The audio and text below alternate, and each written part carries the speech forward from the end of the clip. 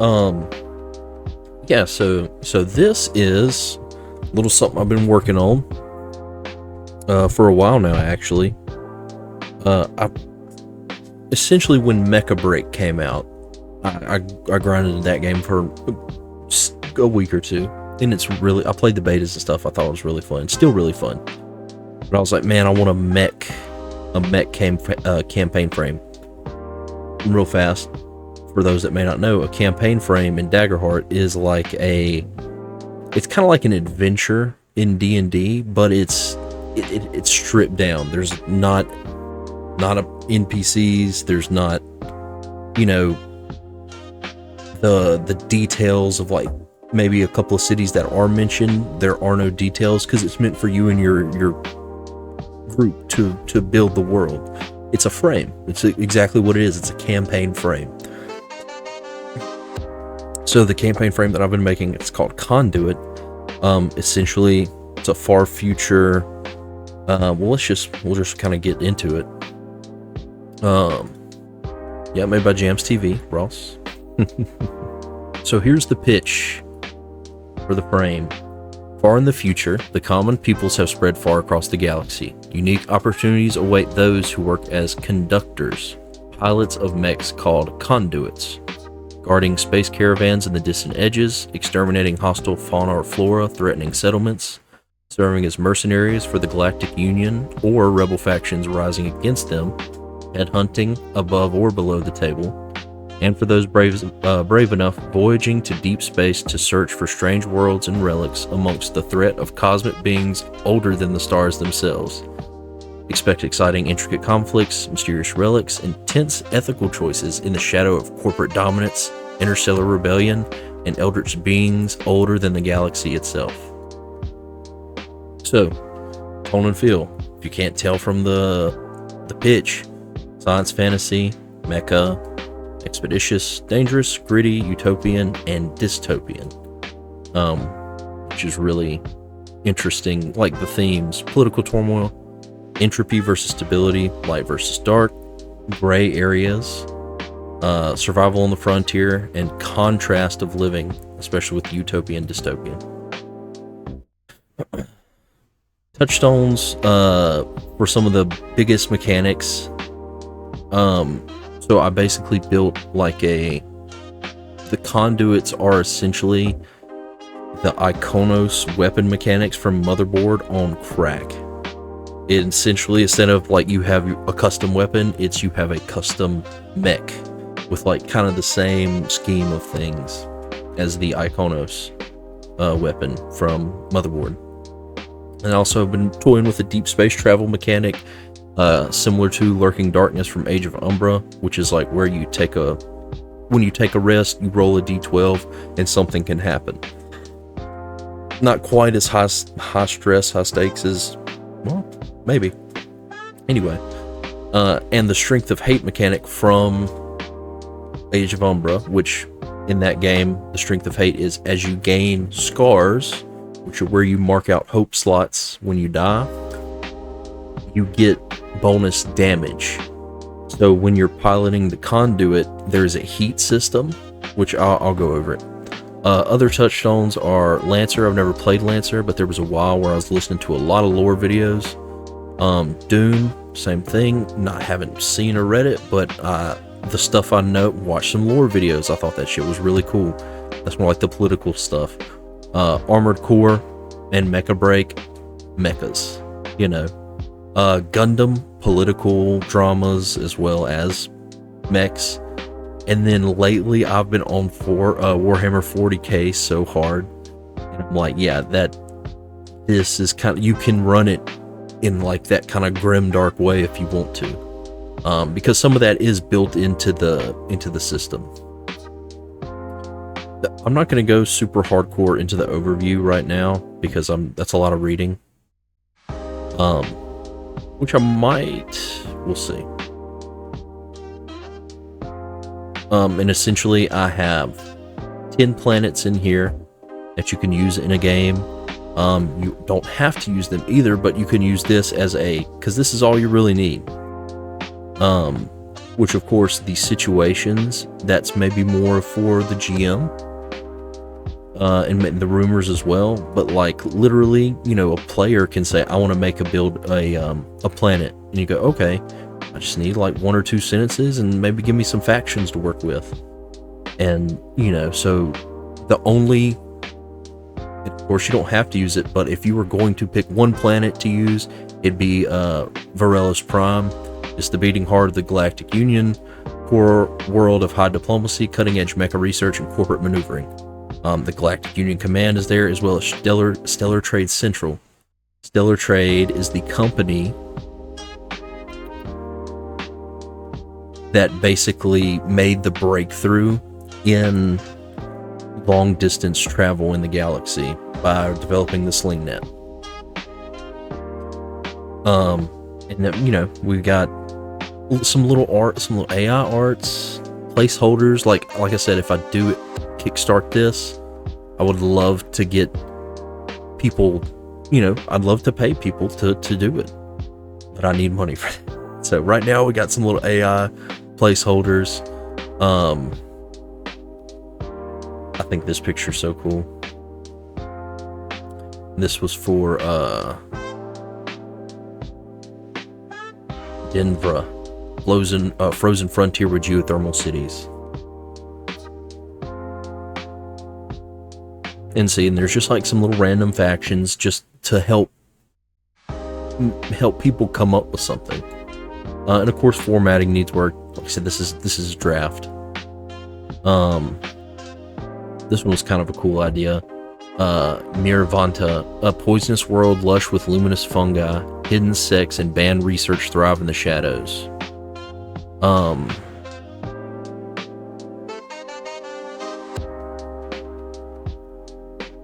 It's just really, in the situations were nifty. Yeah, discover a living mech partially fused to the flora, like the plants took over a living mech. As far as like the restrictions, it looks like my anus after a hot bowl of chili. Are you talking about this one? What? Are you just yeah, same.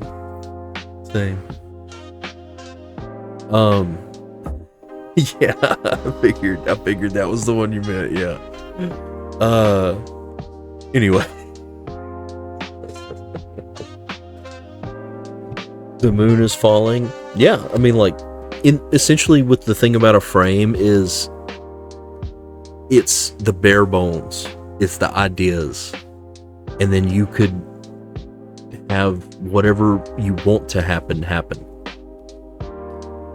Communities. All communities are available. When it comes to character creation, keep in mind how being from a vein planet or an edge planet and that planet's ecosystem can affect your community choice flavor. To say edges and veins, there are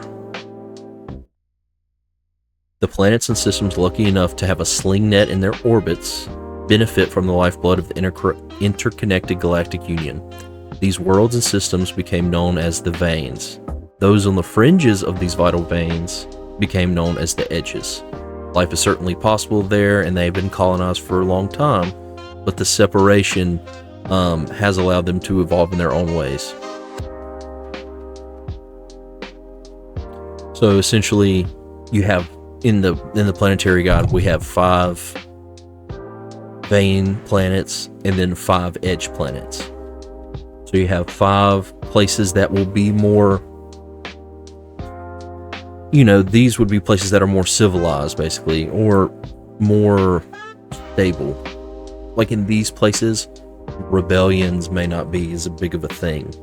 Whereas in the edges, stuff like that is common. But, you know, essentially with communities, the only guidance is keep in mind how that stuff, you know, affects your community choice. All ancestries are available. Few things to consider is if your world has multiple ancestries or if it's homogeneous, and how the ecosystem shaped your ancestry. So are you like a Qatari because you're from a jungle world? You're like a jungle cat, and it's mostly Qatari that live on this planet. So my character is maybe a little suspect of other races.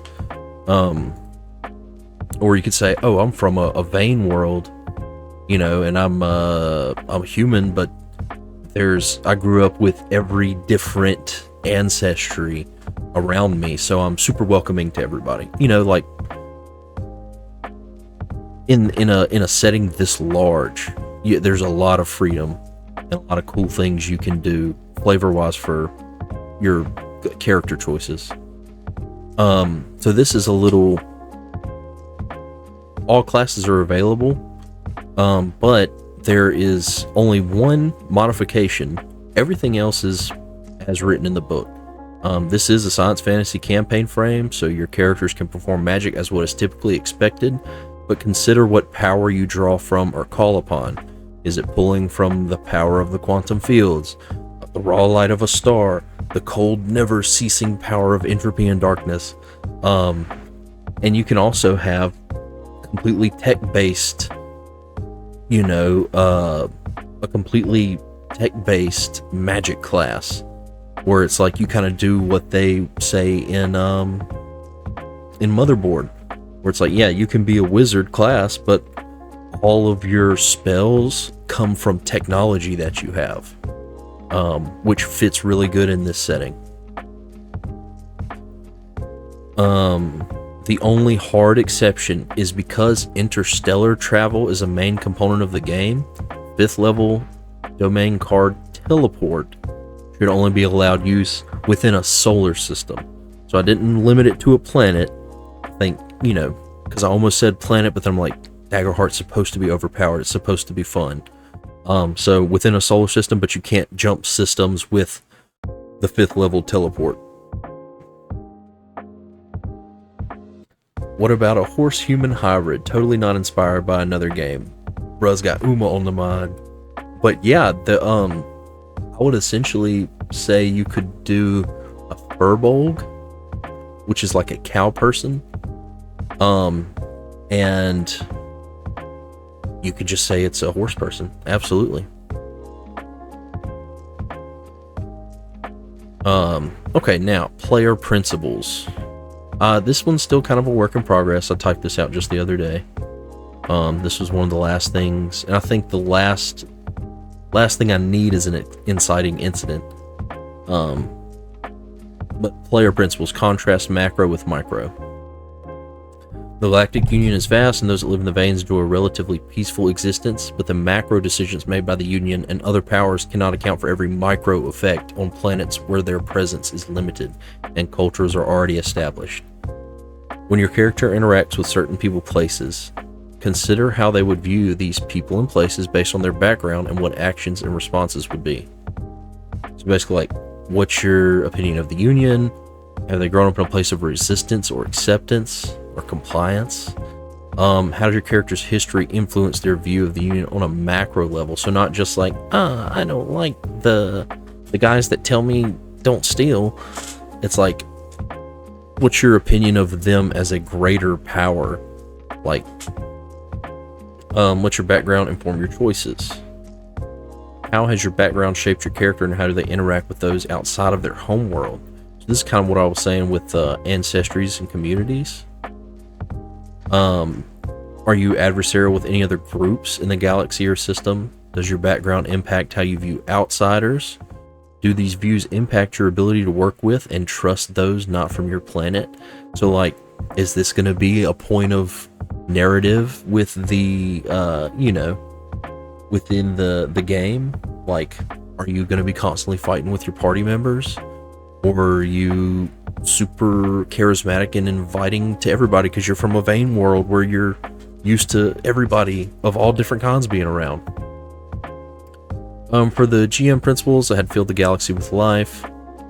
What life and threats of varying origins. I don't know if that punctuation is correct.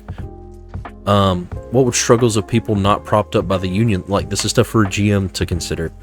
What would the struggles of people not propped up by the Union look like? So if you are in a vein world, like what kind of struggles would they have? Is it food struggle? Is it an infrastructure struggle? Is it no struggle? Maybe it's like an Earth, self-sustained, but like, you know, on the macros, there are probably no starving people in vein planets. Technology is sophisticated enough, and you're, you know, in the far future, everybody's probably fed. Is hunger a problem in a vein world? Those people should unionize. Exactly. That'd be a good point, a plot point. What unique life may exist in the galaxy? You know, that's like flora, fauna, other maybe more alien, not of the common people races. What threats loom in the dark of the galaxy? There is some text about, you know, things from beyond that are older than space itself. So like that's kind of fun to play with. Some more horrific things, which, you know, corporate greed can be pretty horrific sometimes. Contrast the vastness of space with the strength of community. The common people have struggled for millennia to get to the point they are today. They have preserved through disasters, natural and man-made, to lift the Union to what it is. Contrast the difficulty of having a society that spans the vastness of space with the strength it builds within the communities that inhabit it.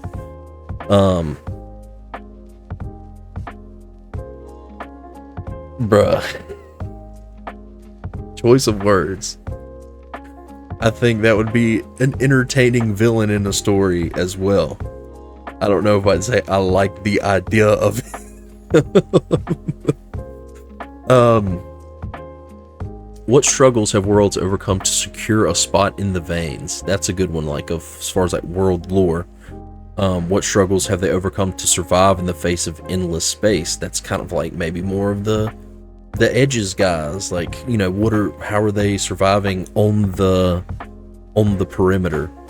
How does the strength of communities who have survived without the Union conflict with Union influence?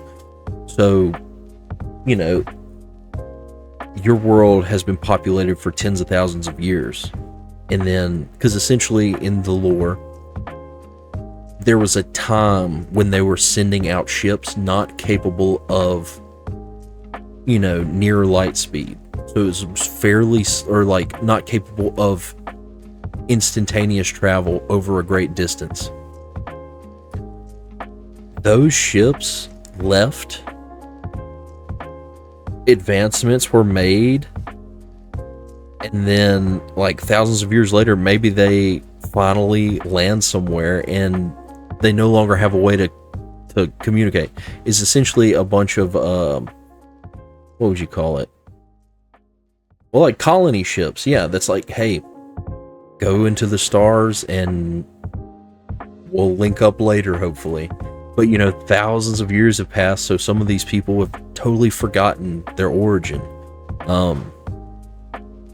And so, like, when the Union comes back in and they're like, oh my gosh, you know, you got here on a Union ship, people are like, I don't care. This is my community. It has nothing to do with you. So, you know, that's contrasting the vastness of space with strength of community. A variation of beliefs and values. The reach of common people is vast, but there are newly rediscovered pockets of civilization that have evolved independently after losing contact post the first voyages into the stars. Wow, guy. I could have just read the next thing. This allows for totally different beliefs and values to be at the forefront of those societies. This also provides the opportunity for independent technological and arcane advancements. What do these areas look like? What beliefs and values have formed? Have they completely forgotten their origins? Are they still using tech from before, or have they evolved? Do their differences cause friction when they are contacted by the greater reach of the Union? And then, of course, we have all our distinctions, mechs and conduits. Mech is a general term. Conduits are mechs, but not all mechs are conduits. A conduit is a special type of mech that allows the infusion of the individual's talents or powers that can be manifested by the mech. Defects. I'll get to that in a second. And these are basically just distinctions for the system where It's like, here's just a little ruling. So like sublight speed travel is like interplanetary. It's, 50%. It's fast, but it's not near light speed. Near light speed is the pushing the limit of not just using a sling net. Near light speed travel is basically, it encroaches on the speed of the light and only can be achieved by ships designed to do so. Near light speed is what like the first Voyagers used. But you got to think, if they're going light years away, so if they're going 100 light years away, it takes 100 years to get there. Slingnet's a transport system. It's basically a two-sided station. I want to get an illustration for this. And there's basically a ring in the middle, and essentially there's like a track. The ship will come, boom, vanish through the ring, but then also you'll have ships coming out the other side. And so like these sling nets are set up once the Union gets into a place, they put this there, and that essentially turns that system into a vein system, because they can instantly send stuff. The sling network, I don't remember why I thought that this would be important, because I think it is, but it's basically like a cell phones. It's information system. You can transmit information. The ways in which it functions is a highly guarded secret, but planets outside of the system can still access the connection. So essentially, once the Union has made contact, they will put one of these there. It's like, hey, even if you don't want to join us right now, this is so you can be connected with the greater galaxy. The Galactic Union, the Galactic Union is the name of the governing body, but also the area. Units are the currency. Haven't done the exciting incident. And then we have the mechanics, conduits. So this is the big deal here. This is what makes it a little different than just playing regular Daggerheart.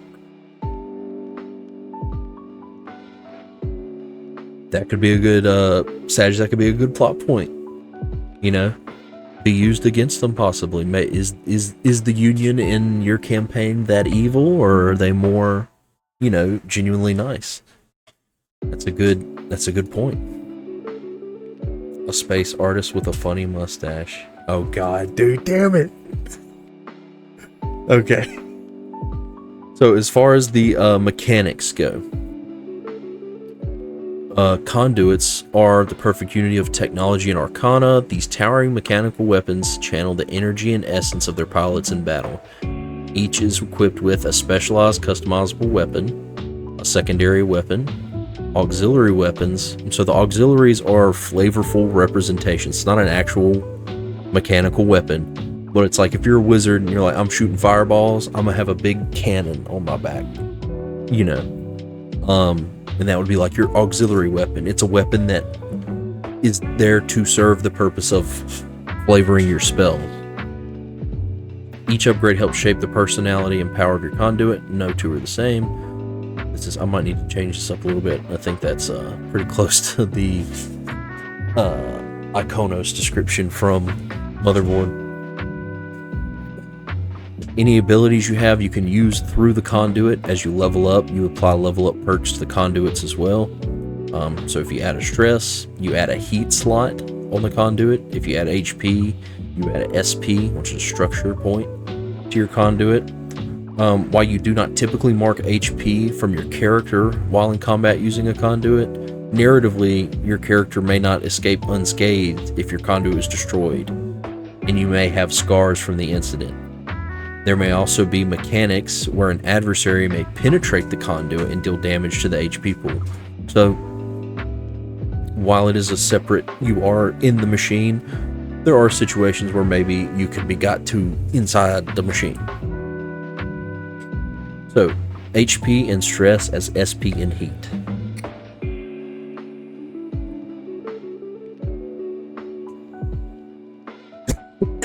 Damn, that was kind of burnt.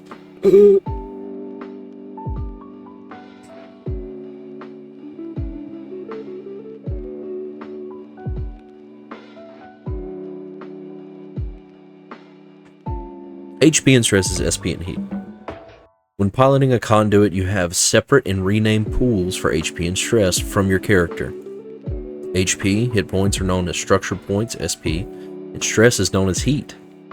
So this is the heat mechanic. For every heat you accumulate, add +2 to outgoing damage and +1 to incoming.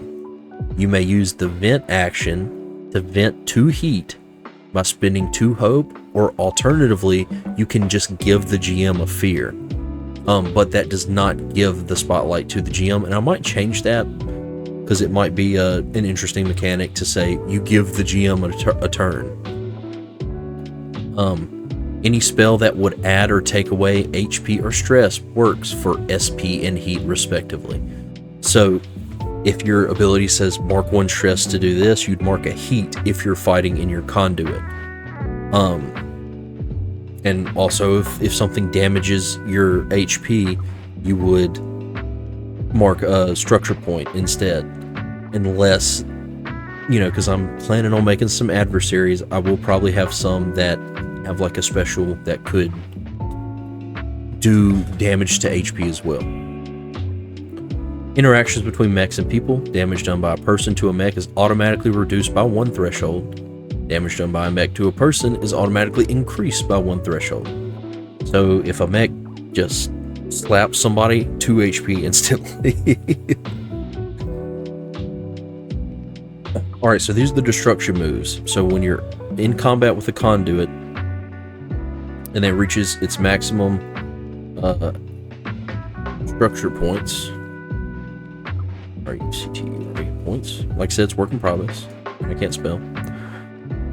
Structure points. The pilot immediately uses one of the 3 destruction moves. Overload, and these are essentially the death moves from the game already, but the eject is what's mainly different. Overload the system. This is Blaze of Glory. Take 1 action at the GM's discretion which critically succeeds, cross through the Veil of Death. You are kamikazing your mech, essentially. And then I'll do Risky Maneuver, which is the, what is it called? I can't remember what it's called in Daggerheart, but it's basically you roll the dice. If the hope die is higher, you live. If the fear is higher, you blow up. Eject. This is the one that's different. This takes place of go unconscious or whatever it's called. Your character ejects from their conduit in an escape pod. The pod has an HP of 4, evasion of 15 plus your tier, and thresholds equal to your conduit. If the pod is destroyed, your character dies. Your pod may be retrieved by an ally, and at that point it can no longer be targeted. And you may make attacks from your pod while retrieved, but have to occupy the same space as them. And also, you see interactions between mechs and people. So you will be, if you're fighting mechs, your damage will be reduced by 1 threshold when you're attacking them, but you can still help. You may leave your pod, but you are then mechanically back in the game at the mercy of adversaries in the environment. After the scene ends, if it works in the fiction, your conduit is recovered. If you're not able to recover it, you lose it and its attached augments, which augments are like modifiers for the weapon. If you are not able to recover, you lose it. Yeah, work with your GM to decide the fate of your conduit. Roll your hope die. So, I gotta figure out how to structure this a little better.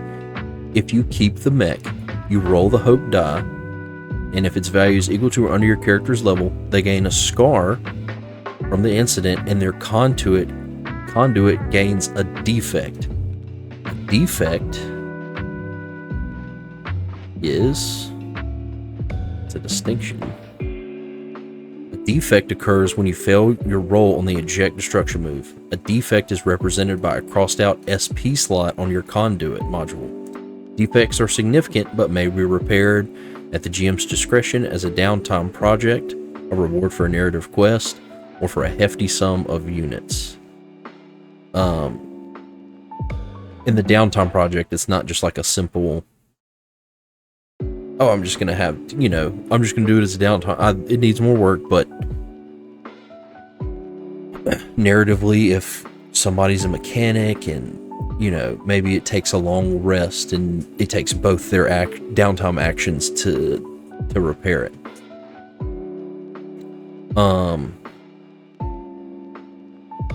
Let's get back on. If you're not able to recover, you lose the conduit. New conduits can be acquired at hangars at a cost, but there may be other narrative-focused ways in which you may come across a new conduit. So, and the thing about this is the conduit's not the only way you can play the game. You could essentially run this, if somebody just liked the scenery of this, the setting of it, they could not run the mech shit and just do space. And the thing is, if you're using conduits, maybe this is the point where it's like, okay, we're on this planet and you lost your conduit, right? Well, maybe the GM will say, oh, well, you make it back to, the hangar, and, upon hearing that you lost a mech, you're approached by a higher up in the collective, I think is what I call them, the Stellar Collective. That's the people that made the conduits.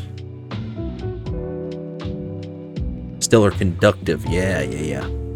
The Stellar maybe a high-ranking Stellar Conductive official, comes up, I've heard of what you guys can do, and I heard your mech got destroyed. I have a mission for you. If you do this for me, we'll hook you up with a new one. You can kind of, it's all up to collaboratively the GM and the players figuring out what to do in this situation. But it's a good chance for narrative, which is why I think the chance to lose it should be there.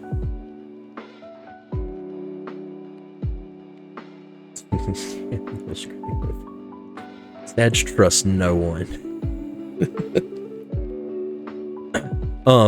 Spacecrafts. I have a spacecraft module I'm working on. Could be really cool. We'll see if I keep this in or not. Space travel, because I'll run through that stuff as well. Space travel, long distances. This is just like an information gathering countdown. Dynamic progress. As I said, number of PCs plus 2. And so with a dynamic countdown, it can go up and down. Essentially, you would say once it goes, you pick a direction that is success or failure and let them go until you, it's essentially a way for them to gather information about upcoming missions or destination planets, and it's a good chance for role play as opposed to gameplay. Deep space travel. When traveling the deep reaches of space where the Galactic Union's presence is low or non-existent, the GM and one player roll a d12. Without the GM revealing their role, the players may choose either their role or the GM role. After it's resolved, refer to the table. So, of course, this is based on the... what's it called? The Lurking Darkness, that's right. Lurking Darkness from Age of Umbra. So 1, a rift opens, cosmic horrors spill out. 2, space pirates attack. 3, a piece of space debris hits the ship. Countdown to fix the ship or be delayed in the journey. I wouldn't necessarily blow up their ship and just have them die in space. But it's like if they don't help fix it, they're going to be delayed. 4, space-time anomaly occurs and the group is delayed a few days. Just a little negative, nothing too horrible.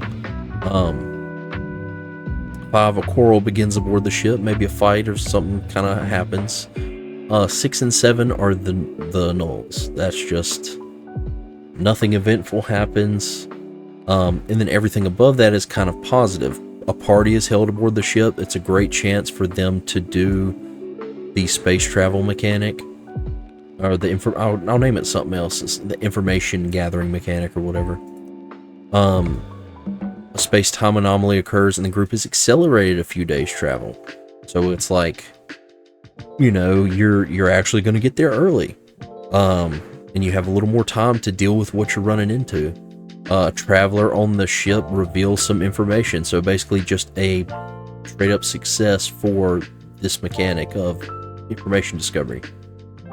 And then 11 and 12 are shopping. You meet with a sister ship of the same company for resupply. Common goods are available to purchase trade, +1 to your rolls to gather information while talking with people on the sister ship. The ship finds a merchant fleet. This is for 12. A merchant fleet docked for repairs, but they're still open for business. Common and uncommon items are available, and you get a +2 to gather information. So you roll that 12, you get you some items, easier to get your information. It's as good as it can go. It's the complete opposite to a rift opening and the GM getting too fear.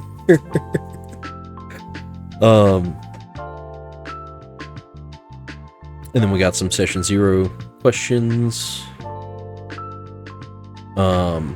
Yeah, I was working on this last, I think. And then I got a little galactic map. I literally took a random galaxy picture, open source from NASA. And so I have Aurelios Prime, and then you can see the veins, how they kind of spread out. But then on the fringes, you have the edges. And like this right here, I always thought it'd be cool. Like this would be an interesting place to be like, was one of these worlds a vein before and something happened? And I think, yeah, I have a planet that's actually... We have a planet that is a... Which one was it? Cath Meridian, a once prosperous edge world now cut off by a failed sling net. I always thought one of those two in between the blues would be a good spot for Cath. One of these would be a good spot. Oh, and then of course I have the system reference document, which for anyone that doesn't know, this is the rules of Daggerheart for free. You click that and it's literally, they provide, it doesn't have any of the, what is the best parts of the Daggerheart rulebook, but you can essentially use this to play a game. You're missing out on a lot of the, what makes Daggerheart, the narrative information about how to run stuff like that is what you're missing. But if you ever want to play a game with the buds, and like, what's the rules? You just say, oh, if you shoot them this and say, this is the bare bones rules of the game. And then of course, this is the module I made. Kind of zoom in like this. Yep. Rule 1, there is no rules.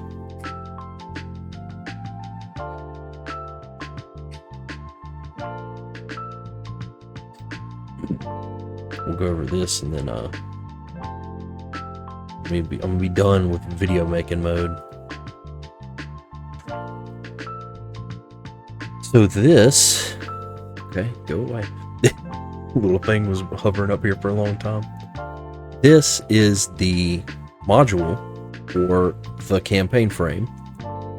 We have basically the conduit module, which you would use this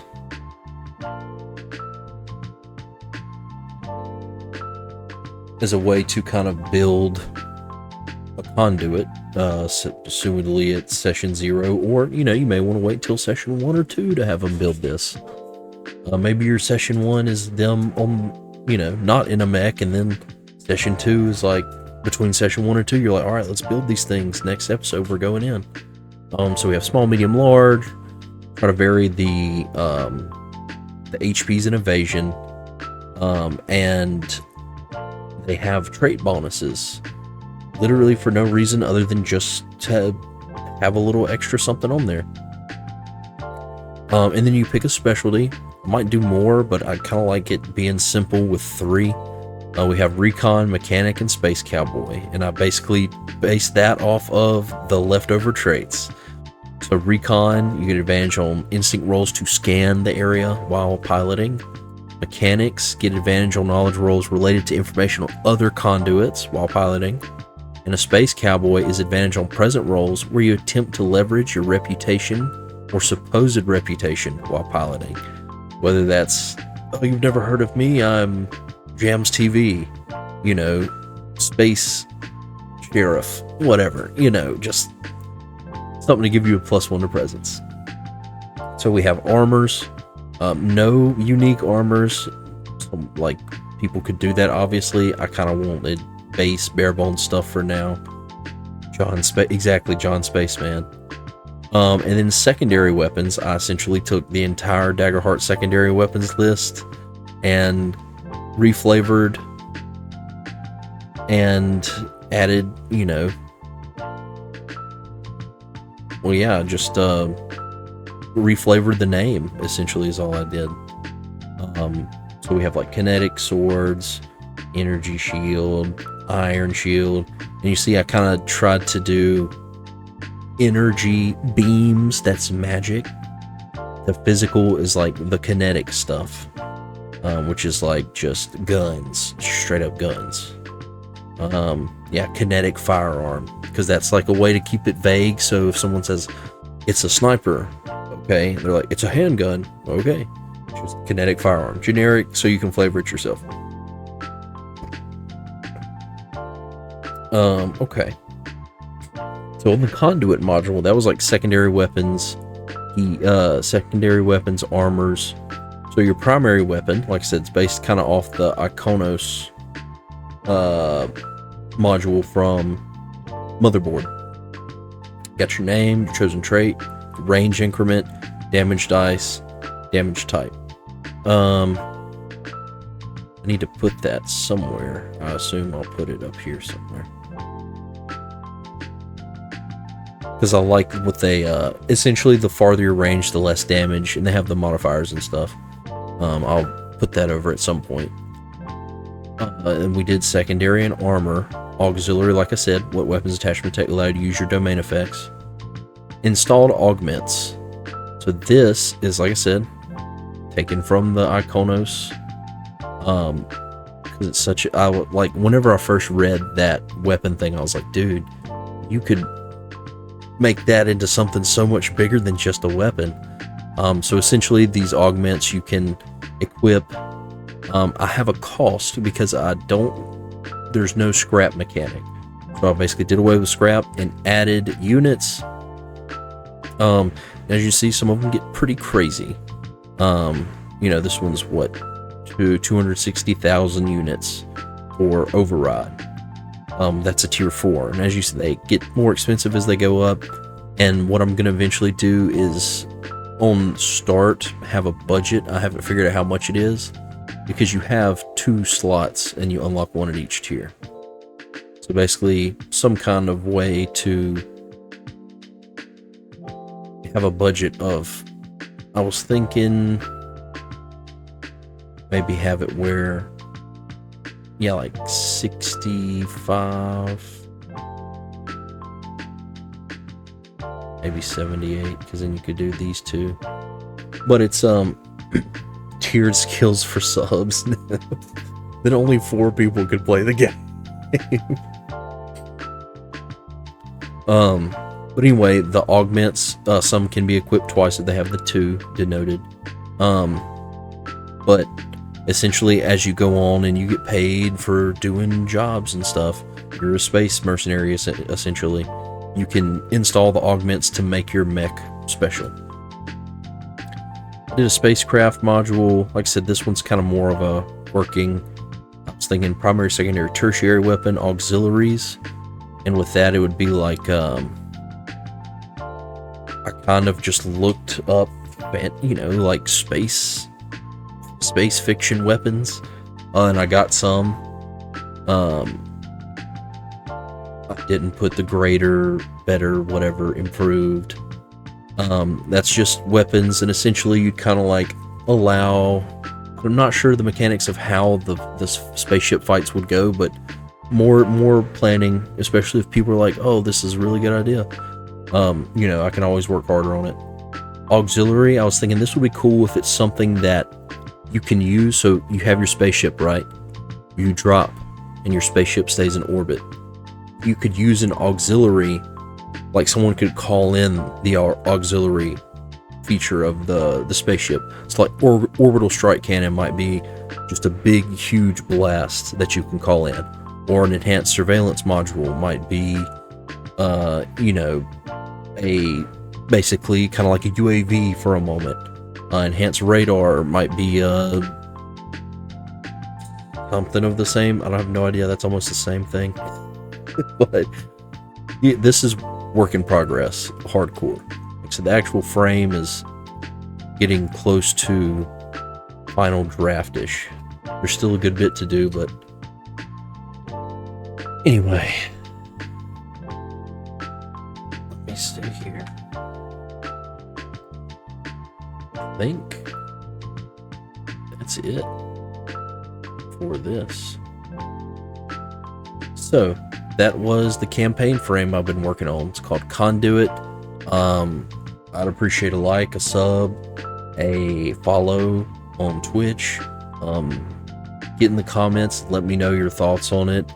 If this is something I should keep working on, and like maybe do a little Kickstarter to get, you know, actual art commissioned by a human. Because the AI stuff is just kind of placeholder, idea inspiring stuff.